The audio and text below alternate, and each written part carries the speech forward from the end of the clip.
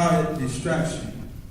Think about sins that you constantly wrestle with and find yourself still slipping into, how unashamed, how ashamed you are from that, and says, Lord, I can't do what you asked me to do because I'm still. But he says, yet when I was in sin, he did what? Died for me.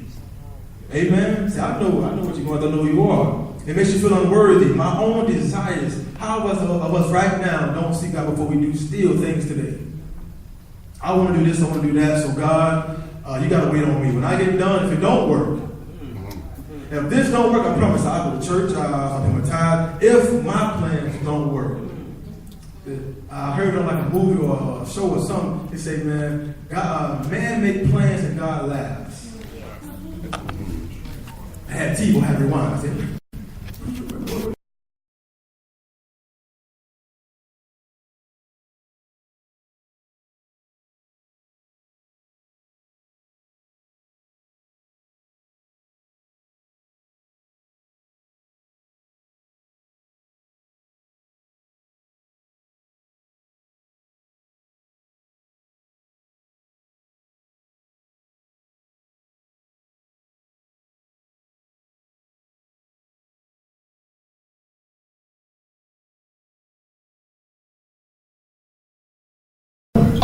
if you may be in a traffic jam tomorrow,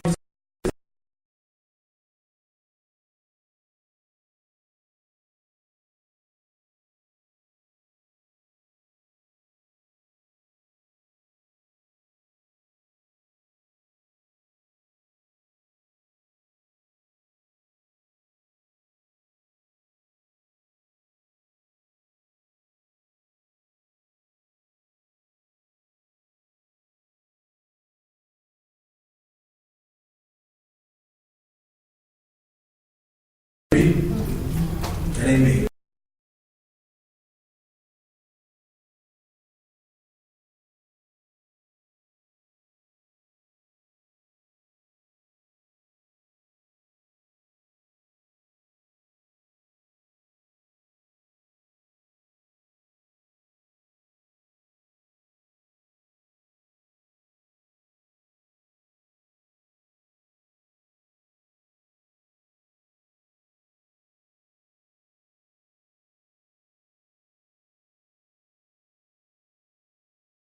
Done before. Amen. Anybody ever gave people all the time your best, and God say stop giving to them? Well, I love them, Lord, and they'll be mad.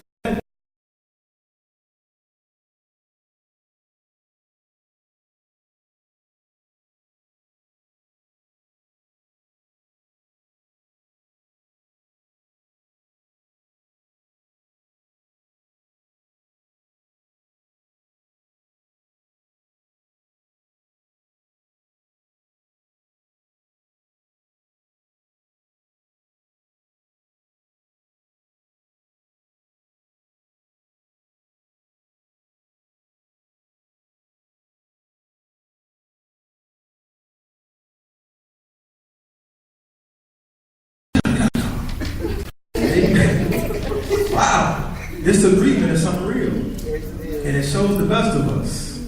If you wanna, know somebody's really true to you and faithful and all that, have a disagreement just on purpose. On purpose, to disagree. Like, nah, I ain't with that. See how they respond. Because that's why God has shown me He is faithful. He's awesome. Because even when I disagree with God, He don't change. His word don't change. He don't bend or break. Amen. He may get a little upset with me, but thank God for grace. Thank God for the blood. Yes. Amen. Here's a few things right here. So, as we look at this, amen, when it comes to Saul, we saw stuff got good to him. It got good to him. He was like, man, I don't believe that you want me to do this. I want to understand it said, there's no way you want me to not kill this lamb. Because back in those days, to sacrifice the best of. This way it kind of gets country. I usually do this to sacrifice. We sacrifice these for you all the time. But the moment the word came and said, kill everything, you might have wrestled with sacrifice before, that God was telling you to do that kind of thing. Like I was saying that the person first I had, it was in church. I had made up my mind what I'm going to give. I got got bills. You know, I want to get some of the athletes out the church. You know, Ruby Two's got a little special. Amen. Whatever it may be, whatever it was, I've been in my mind, Lord, you getting this. That's all I got for you. All right, Jesus, all right. I'll see you later. And I sit down, and then the word comes from the man of God. God has been somebody heart. I have to call me out. My heart has been touched right now, and he's going to speak from the Lord, right? I can feel it. The Lord is telling me, somebody here, you want to tell me, he put in your heart to give more. Just be obedient. Go that word again. Just be obedient. But I told you I had bills. We were choosing got a deal. Amen. I got my plans. But what happened at that moment? I had a choice to make, right? I can obey God and trust God and say, Lord, I know you said do this, even though I have my plans, my everything already premeditated. But I'm scared to have bills, right? That's what I got to do. Y'all know the bills, man. Bills become, them things is real. Amen. If you ever pay your bills, look, don't understand me. Pay your bills now. Man, if you back 2 months payment, that ain't God. Amen. That's why you got to catch up. Amen. They don't cut them off. That means you've been back. You've been behind. Got to be a realist. Pay your bills on time. You even got to be stressed out all the time about them. So God has challenged me to do it. I did it. Give everything I had. Everything I had. I promise you the next day, everything came back. Everything. I'm not lying. I was even telling as a little kid, I was at my dad's church, he said, God just wanted to put it, I had $20. The 4 pence was $20. And if people know me, I'm very frugal. You know what I mean? If you can get it, get it. You ask me what I want, I'm getting what I want, and you're going to pay for it. I got money hanging in my pocket for nothing. Unless I have to. I went down with a plan, I got $20. I'm probably going to leave with more. I'm going to spend nothing, I'm going to get some more on the way home. If they love me like that, they'll send me off with a little package. You know what I'm saying? Hey, you want to do good at school? They're going to do something for you, $3. So when I went to church that night, man, my dad said, put an offering in. All I got is 20. I wish I had change. I didn't. Wish I had a few smaller bills. A couple of George Washingtons, maybe Abraham, Lincoln. Amen. I didn't. What's his name? Jefferson. I think I had Jefferson. I had Jefferson 20 to him. I had Jefferson in my pocket, and he had to jump. He had to jump for Jeff, and he wanted to jump. He wanted to jump, and I heard him. He was scared to jump. But I said, Jeff, man, he touched my heart. Jeff, you got to jump. You got to jump, Jeff. You got to jump tonight. I want to be blessed. This is my transition when I think I just got saved from True Life, and my dad come down for a week. Amen. So God was working that thing. And what he was trying to do was get me to get well versed with obeying him. It was a training. He was training me to obey. I was being trained to be obedient. And being comfortable with obedience. Being confident in obedience. And if y'all want to take a picture of this and snap it, whatever you can, you got to erase it and find out another thing about obedience in a moment. So he was trying to get me comfortable with being obedient and uncomfortable with obedience. Obedience can be very uncomfortable. Oh my God, that's another one. It's uncomfortable. Jesus is uncomfortable. Hallelujah. It's so uncomfortable. But it's it's the best thing, but it's like, I don't know how I'm going to feel doing it. I don't know how I'm going to react to it. And when I gave that $20, I did. Jeff jumped. He jumped. I saw him go. I was like, thank you, Jeff. What do I eat? I have the money. Have mercy. I'm out of town. They found it, but they don't know I'm working. They said I must have some money. The bus came all the way down with the money. It's all going through my mind. Not knowing God, like, look, I don't want you to okay, brother. I'm going to take care of you. Man, but I saw Jeff jump, so I was devastated. I was. So, as that night goes by, he said also, write someone a piece of paper that you, goals, things you want God to do for you. Sow that seed and believe. Faith with believe that everything you're going to, by that seed you sowed out of obedience. It wasn't Jeff. It wasn't 20. Anybody know? Let me get a Jeff. Amen.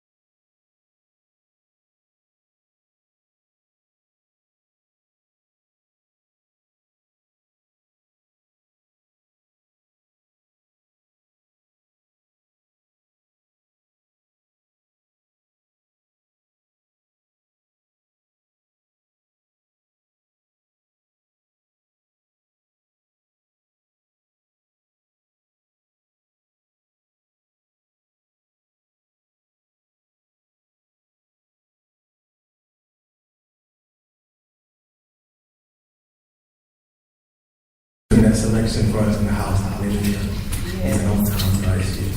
All right, so we went to the bus station. At the bus station, somebody ain't seen the whole time I'm there, come to see me before I go. My brother, I do have a brother on my dad's side. Amen. He shows up. I'm in the gas, just use the bathroom. Want me a little snack before I go home, you know what I'm saying? No money. Remember Jeff Jump? He didn't come back to me either. He didn't come back, amen. So I'm just like, okay, well, I'm at the bus station. My brother gave me a hug. You know, the black people, I don't know if it's a racial thing, but he gave me a hug. He put me through that arm right there. I know what that meant. It meant something under that right there, amen. I was like, oh, something coming back. Lord, I didn't know when it would come, but I held the hand on my chest to go. All right, my chest had something underneath it. I said, oh, glory to God. Something is underneath. I was hoping it was Jeff. Or Benjamin. I was hoping somebody else. I'm the one less than Jeff. I ain't want George, I ain't want Abraham. And Lord, let it be Jeff or better. Amen. Got it, put it in my pocket. Ain't even looking. Amen. I got something. He said, I'll see you next time. Love you. Glad you came down. Hit me up if you need or whatever. Got on the bus. Come on, check.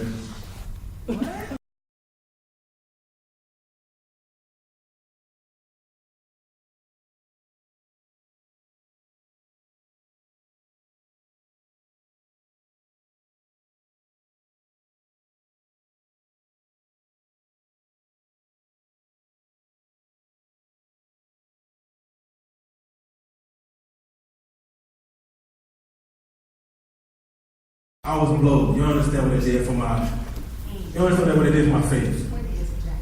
A Jackson. Why didn't anybody tell me? I said Jefferson. Giant. Not Jeff, but Giant. It was that. You gotta be a little louder. You gotta say Andrew Jackson. Andrew Jackson. Okay, cool. Samuel Jackson. Amen. Michael Jackson. I mean, I don't know. Amen. Jackson. Jackson it is, man. Jeff Jackson, y'all know the 20. Anyway, Jackson was back with Daddy. I was like, oh my gosh. It messed me up. It did. From that moment forward, obedience, I'm telling you, it resonated. I was like, wow, God will really do the unexpected. He'll really come, he'll really restore. So at that moment, I learned that, man, no matter what I'm feeling and how I'm feeling, obey. Obey, because he's faithful. He'll do it in the way you had. I had no idea. I see my brother. Well, before I left, I'm thinking about it. Like, man, I still ain't got no money. I gave, and I ain't about that quick, but it was just like, okay, I had to forgot about it. All right, man, I'm not gonna do something miraculous. And at the nick of time, he did. And at that moment, I grew in obedience. Anybody that's growing in obedience? Things that you hardly ever want to obey, you find like, I'm going to do it anyway. Amen. Some of you said, no, I was going to say bump it. You know what bump it meant? Like, look, I'm going to just do it. Bump it. Jump in the deep end. You can swim. I ain't doing it.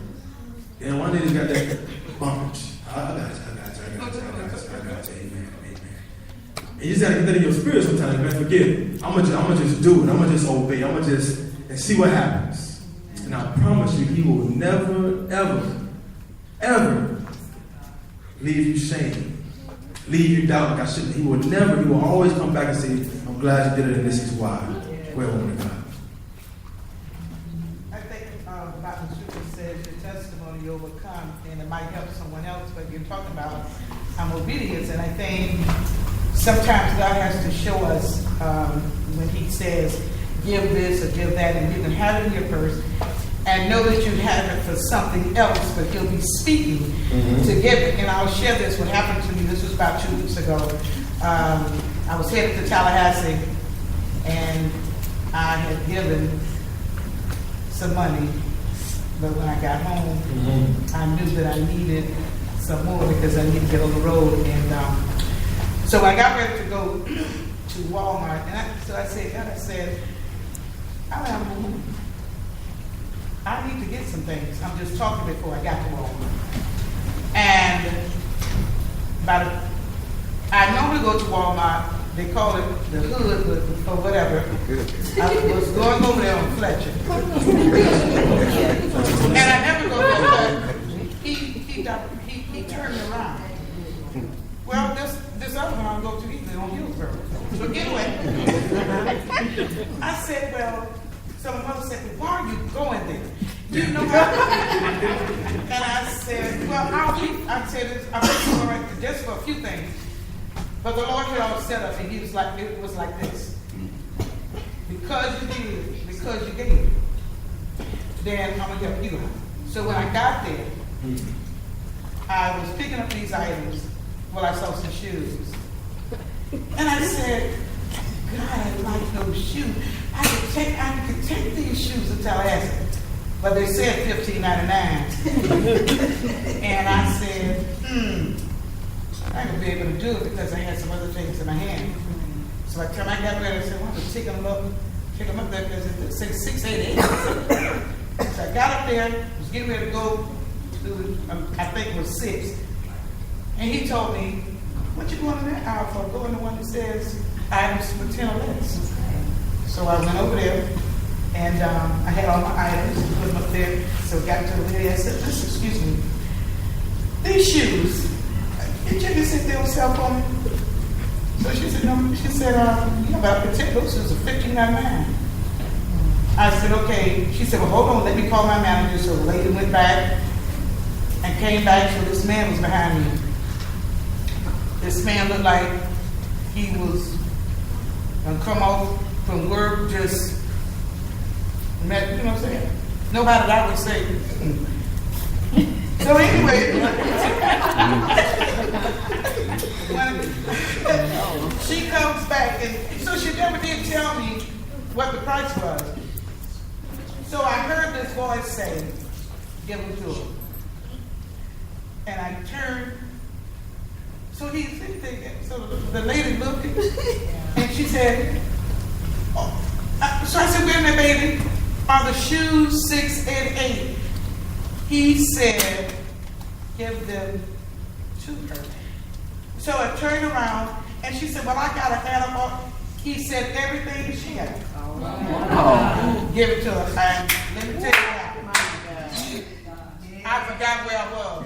I started hollering, speaking to her, just real low. But the anointed fella, no, this serious. And when we learn, this is how God shows us how much will you just be obedient to me. Yeah. See, be obedient to me. If I say give it, I got your back.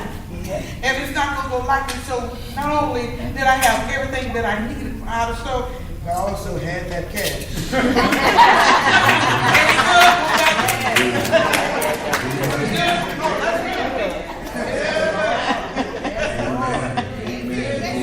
Obedience is greater than sacrifice. What that really means, he would usually, the thing that God would usually tell them to sacrifice. He said in my own mind, I know what you said, God, but I'm going to give you, I'm going to do what I think I should do, what you normally tell us to do. He got all this combobulated in self. God, I like this. So he kind of used God in the way of, I'm going to do what I want to do, but I'm going to put it on Jesus. I'm going to put it on God. You did it before? I'm going to do this, and I'm going to say this is godly stuff. God is like, your intentions, your motive is ungodly. Your motive is not obeying God. You're doing it out of self. Amen. And when they when they disobey God in that respect, God has some form. Amen. I'm going to get to it. Go ahead. I'm so glad that Minister Nunn said that. I was talking with Minister Lene earlier.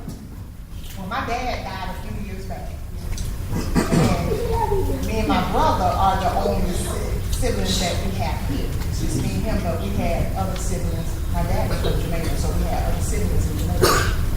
So me and my brother had got some information in the mail, and it was like, well, we need for y'all to fill this paperwork out. You know what I'm saying? Because it's some money that your dad had.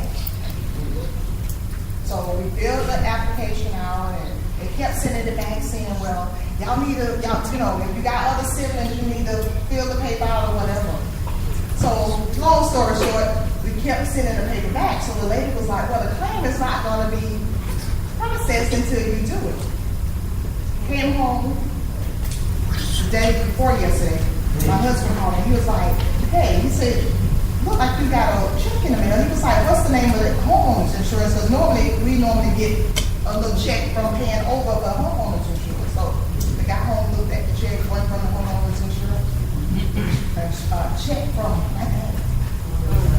So I say, God, I just thank you because, like it says, it's good. You have to be obedient. I have an offender that's homeless.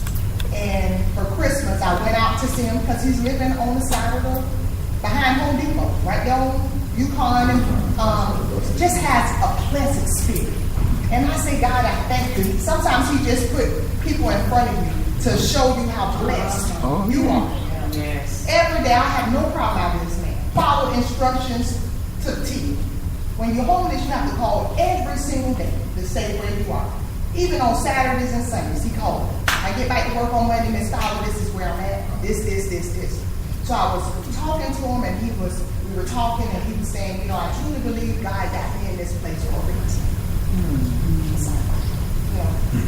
He said, Miss Fowler, here's my Bible. He said, I read this Bible day and night. So I was getting ready, you know, we just talking and saying, you know, I was talking about God and stuff like that. And I was getting ready, I put my car in reverse. And God said, he said I was hungry. He said, my kid's grandmother has my kids, and she offered to give me some food. He said, but I can't be around my kids without supervision, without supervised supervision. He said, and I told her, I'm not going to jeopardize me getting my kids back by me coming to get something to eat. So I said, okay. So God said, give her what you got in your purse. Now, I don't even supposed to be doing it. But I trust God enough to be obedient and do what he tell me to do. He going to see about me. He going to see about me, so I did just that. And I said, this is all I got, but it's yours. I said, you go get you some food and you have a Merry Christmas. And he looked. And he said, Miss Fowler. I said, this between me, you, and God. And you leave it there. And you have a blessed day. And I'm learning. Sometimes we want to be selfish and hold on to stuff. But we have a roof over our heads. We have food to eat. We have a job. We have all this. And we want to be so selfish and say, you know what, I'm going to hold on to it because we want to do what we want to do with that money. But that ain't what God always does. So I was just like, God, I just thank you just for that, just being obedient. God will make sure he takes care of you. So I got that check, didn't even expect it. Jesus. But it was more than enough. So I said, thank you, Jesus. And I paid my tithes tonight. I said, Minister, who they call? He go my car. Get it out of the way. Get it out of the way. He go yours, Lord. And that's the beautiful part about obedience. I'm telling you, it never fails. Obedience is undefeated. I'm going to say that one again. Obedience is undefeated. It's undefeated. I've never seen somebody obey God and lose. Never. Obedience never fails. It's undefeated. Even like the woman of God said, usually God will tell me to sacrifice these fatty calves and all these things. He's telling me to go and kill it because of the people, they're disobedient. God just say, do what I tell you to do.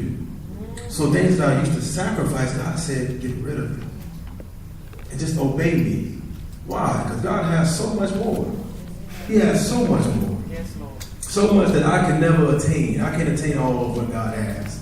It's too big for me. But I always, like she was just saying, we hold on to stuff. So we hold on to stuff. Guess who else hold on to stuff? God hold on to stuff. God, I'm ready to release all of this. But if you hold back, I'll hold back. You release, I'll release. That's obedience. Amen. If you do this right here, I'll give you a pizza party. I'll take you out to take you some shoes if you make all A's or something. The obedience is you do what I say do. I do what I say I was going to do. You don't do what you're going to do, the deal is off. Amen. And the greatest I've seen with obedience, well, let's jump to that one. Man, we run out of time. I know this thing ain't good. What keeps us being obedient? What makes us obey? What makes us obey? Or what keeps us being obedient? So we talk about what does not, or what keeps us from. So we're going to help each other out. Saying what things keep me obedient, or makes me, or helps me obey God. The love of God. The love of God. Amen. Love. How many love God? Amen. Right. What keeps me obedient? keeps me obedient, or it helps me be obedient. So the love of God, love, I believe love is very powerful. Amen. I believe love is very powerful. Love is very powerful. That's what Paul did. He said his only begotten Son. God so did what? Love the world. So love made him send Jesus. Love will make you die for something. Some people love America so much, they'll go die for it. They will.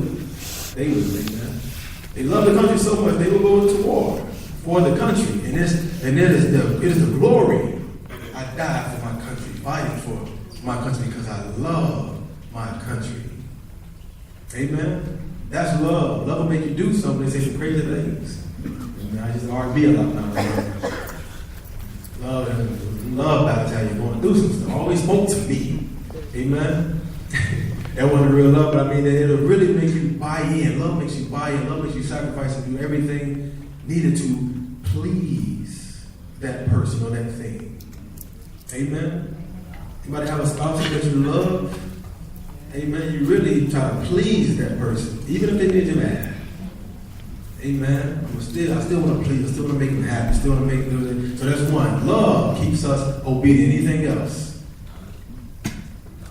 Knowledge, knowing, knowledge. I like it. I'll explain a little more knowledge. So when you come in, just like I said, we suffer for the life of man. Mm-hmm. But when you come into the knowing of Jesus Christ and what He can do for you, you see, that's where all that come in. Amen. You be obedient. Amen. When you know Christ, amen, you know what He can do for you. You know the results. Mm-hmm. Amen. You done tried Jesus. Yeah.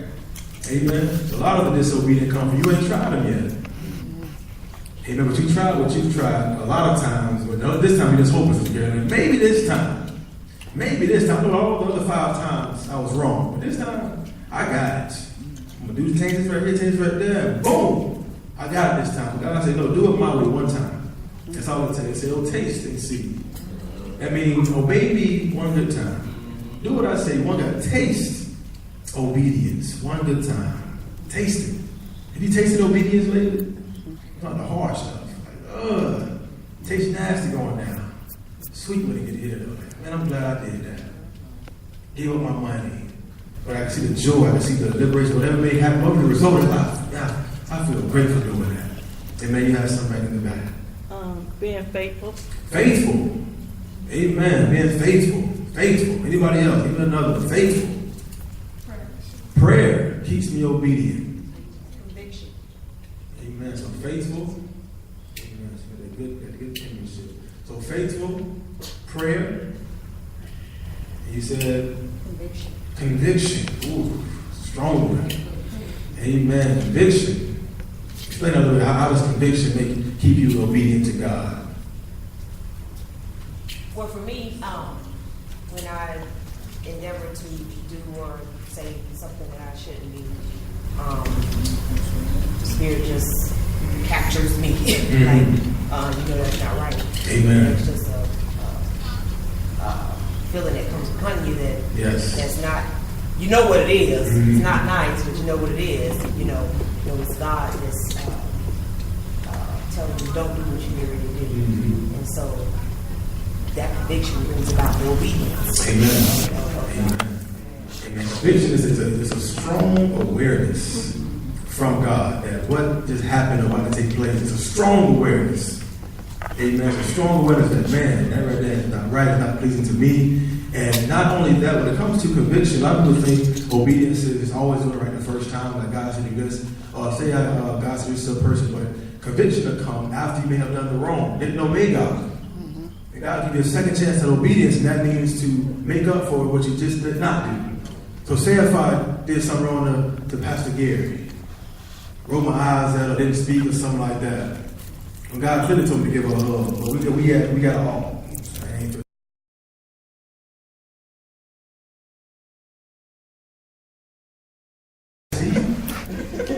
This season is not me and Pastor Gary, this is us. She said, oh, that's over there, hey, child, hey. Right? Come on now. But God said, give her a hug. Out of obedience, give her a hug. She ain't gonna hug me back. She'll give me the cold. She'll give me the I don't really like you church hug. I don't know you like that. Side hug, side eye. You still ain't apologized. That kind of, but God is saying, do it. You don't do it. And as you walk in the way, or you get where God convicts you. He go do it now. Go do it right now. He can make you so uneasy and just, and at that moment, even when conviction comes, you can fight it. And fight it, or you can say, you know what, I'm tired of fighting against God. Let me just obey him and get it over with. And you go and hug Pastor Garrett, give her a good hug, a real godly hug. And next thing you know, she may start crying in your arms or something, or, man, I'm so glad I needed that. And next thing you know, y'all talking like old times. What you looking at? I'm happy with that. Like, man, I thought we was about to fight, but you gonna offer me a meal. That's the love and the beauty of God and obedience and obeying God. And obeying even the conviction. Conviction don't come to make you feel guilty or bad. It comes to not get it right. Thank God for a conviction. Go ahead, just look at that. Consequences. Hallelujah. Consequences keep me obedient a lot of times. Thinking past step one. If I take this step, what's going to happen next? Yes. Amen. If I take this step, I'm going to have to take a step back. Amen. Because I'm at the age now, I don't have time for wasted motion. Or spinning my tires in the mud, so they call it. Spinning my wheels in the mud. Amen. I heard Papa Nun used to always tell me, I got more time behind me than ahead of me. That thing hit me. I was like, whoa, I never heard anybody put time in that perspective. I lived the majority of my time. Ahead of me, I don't have much. So everything I do, it has to be along God's will, a purpose. I can't waste time because I ain't got a whole bunch. The more I waste, the more it goes. Amen. So that's a good one. Amen. Consequences. Amen. I grew up in a house where, yes, before the police made weapons abuse. Amen. Before that time. Go ahead. Give me another one. All right. The benefits, the blessings. The benefits, the blessings. Yes. The rewards. Oh, that's why I get so excited. Anybody get excited when you think about Jesus? The rewards. What's the best reward that God can offer? Eternal life. Hallelujah. Amen. I'm going to go look for eternal life, and then when he say, well done, I want to hear one good time. I'll hear this once. He got to say it to me. Just give me one well done. The rewards of that. He said, I ran the race. I fought the good fight of faith. Obedience is a fight, church. Every day. When you go to sleep tonight, Lord, when you wake up tomorrow, that battle is going to be right before you. It may start before you even eat your cereal. Or even brush your teeth, may be a battle to obey. Right there. And the more you win that battle, amen. Anybody needs to, tussle a little bit in the world, fight? Any fighters, ex-fighters in the house? Ex-fighters. Amen. Anybody was real good? And the more wins you got, the more you walk around like say something. I want you to.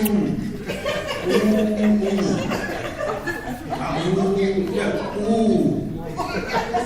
Which one, cuz? That's over there? You're kind of big, but I don't want my 3. I want from 3. I'm on Win Street. I'm feeling myself today. Confidence comes from obedience. Amen. It comes. Let me knock out about 2, 3 big people. What's up, cuz? Who want it? I'm stepping out on obedience. I'm ready to obey whoever want these hands today. I'm offering them out. 2 for 1. Amen. 2-piece special. Confidence comes. You start to brag on God. All I'm putting on is more so about God, but it's our natural mind. God says, I need to renew it and transform it. The more you obey me, man, I'm telling you, it's just like that guy in the hood who literally who had them hands. You make friends with them. Yes. In the church, who obedient? Who always trust in God? Hey, what's up, man? I see you all, man. You make friends with those people who's confident. I don't care what you do. Confidence breeds. Christ was confident. You can understand when Jesus and the bullies of the neighborhood came and said, why are you with so much authority? Who do you think you are? And Christ gave him a sound response, real calm and confident. But it did to his followers, like, here come the bullies. They're looking at Jesus like, ooh, you're in trouble now. I'm following you, but I'm ready to run if it pop off. And that confidence of Christ and that stand that he had on my Father's business. I know who I am. I'm sure of who I am. I'm here for this. I came for this. I know my purpose. I will obey God for Philippians, 2nd chapter. Obedience unto death. I came to die. And I know it's not my time. It's whoever come before me, Brother Joe. I know it ain't my time. Christ knew. I'm going to get crucified. I'm going to be betrayed. So if they come into me with anything, I trust that my purpose is not to end right now. So I stand trusting and knowing I can obey God in every area. And when he says time, it's time. The biggest thing we start to get out of obedience with is when we think it's going to be devastating or hurt or even death. Biggest thing. Death is one thing that we are not. But what happened in the Garden of Gethsemane when he said to Christ, this is your time, they're coming. Even Christ had to fight that battle. They're about to come and kill me. You know when God has said it, the disciples are sleeping. They ain't even praying, Lord Jesus. Ain't nobody praying for me. And they coming to kill me. But obedience said what? If you can pass this cup, pass it. But if thy will, now I go. If it's thy will, that's tough. If it's thy will, it's tough for the person. But another one I always put up there, we'll keep the obedient. Dead to self or self-denial, opposite of selfish. I'm dead to myself. It's not about me. Amen. But self-denial or unselfish. But also dead to myself. I'm dead to myself. Do you still matter to you as far as over God? Do what you want to do yourself? Are you still have a selfish ambition even in the kingdom? You still try to wager with God things. God, you said this, but I got to do this, and if you'll back me up on this, Lord, I'll do that. And there is no democracy in the kingdom. That's America. There's no democracy, meaning we cannot wager with God and make him do what we want him to do. No, he has his word, his sound, it's most like a dictatorship. You do what the word says, and you'll get the reward. Go ahead. Anybody else got one? We wrap up. What I've dealt with this week, it lets me know to remain obedient is because he's a promise keeper. Promise keeper. Amen. He's a promise keeper. You trust him. Trust keeps me obedient. I trust the process and also trust the rewards. I trust the consequences. I trust it. If I don't do what God say do, I trust. Amen. If I do some sneaky stuff, this is one thing that God taught me. Along when I was young, I told my son earlier. When I did sneaky stuff and he brought it to the light, in the worst times, too, company and everything at the house. What is this, Terod? Oh, Jesus. Man, it let me know anything I do with the dark. Yeah. They come to the light. It ain't the best time either for the person. Amen? So I trust everything about God. I trust that he is true to his word. So you can put trust as well. Trust as well. Trust. Anybody else have anything that keeps you obedient? These are the things we have to hold on to and cling to. Again, it's a fight. It's a fight, and these are your weapons. Amen. I don't really have another one to add, just to make a comment. I think if as you were saying, in the self-denial aspect, if it was my will, it would be easy. It really wouldn't be true obedience. But God's will is when we're obeying God's will, a lot of times it's most likely in opposition of what we want to do, what our will is. If I was obeying my will, it would be easy. It wouldn't be true obedience. But obeying God's will, that's what makes it true obedience. And that reminds me of the old saying, or the saying, out with the old, in with the new. God is asking for our obedience and asking us to sacrifice certain things or get rid of certain things because now he wants to bless us with something new. So we have to eradicate or eliminate the old because it's not making room for God to bless us, right, with what he's trying to bring us or where he's trying to take us.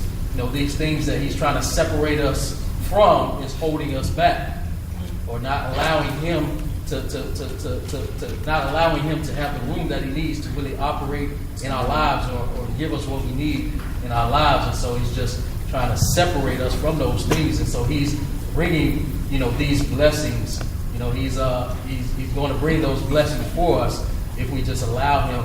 He's asking us to be obedient for a reason, because he wants to bless us, not to harm us, not to do us ill, right? He wants to bless us at the end of the day. And that's why he's calling for us to be obedient, because he knows everything much better than we do. Blessings. If you've never been blessed by God, I'm telling you, it's not like any person or personal blessing. It's a beautiful thing. Go ahead. And sometimes I think being obedient is to also be a blessing to others, not necessarily waiting on a reward, Amen. but you never know what you're doing for that person. Amen. Once you do it. So. Amen. Blessing others. That's awesome. I would just say this. I just dare you all. This is for one reason: is to get us to grow in obedience. Because that's what moves God. Faith, I believe, it is justified by your obedience. I believe in God. How do I know that? You obey because people see the obedience. They model the obedience. That's how I know, man, he must have faith in God. Abraham, his son. A lot of us say, read the Bible, say what? Ain't no way I could have did that. We said it all the time. Man, my own son could kill him. God had a ram in the bush. But us, we could have said, well, God, I got this good ram over here. He's the only male lamb I got in my barn. I can take him and slaughter him, right, Lord? Can I do that? That's the mistake Saul made. That's the easy way. But God says, man, how much do you trust him? God is bringing something to your doorstep. He's just trying to help you grow in obedience. How far will you go to obey me? What are you willing to give up to obey me? What are you willing to do to grow and really experience new? That new experience is probably the best thing I think the ever have to offer. It may not last long on a temporary basis, but new shoes, a new TV, anything new. I don't care if it's old or somebody else. If it's new to you, woman of God, that thing feels it's exhilarating. Somebody get you something new right now that you really want or what have you. It feels amazing. And God is saying, you need to experience me in a new way. But only obedience unlocks that door. That thing that God told you that you're fighting with or may not have done yet and may be truly challenging, God say do it. So you can experience what you can do through me. You get to see what you can do through God in a new way. You don't know how strong you are. You don't know how amazing you are until you obey God in those challenging things. If you're afraid of challenges, you're afraid to grow. You're afraid to grow. You're afraid of being free. That was mine. Freedom keeps me obedient. I've tasted freedom. I've tasted bondage. I like freedom better. But if you've never been free, if you're bound, you've never tasted freedom, guess what? You're afraid to obey God because I'm so used to bondage. I'm so used to being bound. I'm so used to doing things my way and making it. Faking it to make it. But God is saying, ain't no faking in the kingdom. I want you to be authentic, real, and true to yourself, and me and you can only bring that to fruition. Amen. Appreciate my love. Amen. Before you wrap up here, amen, go ahead, woman of God. The Spirit of God says, you say you love God, but you said if you love me, why not do what I say you do? Keep my commandments. My commandments. Obedience. Sometimes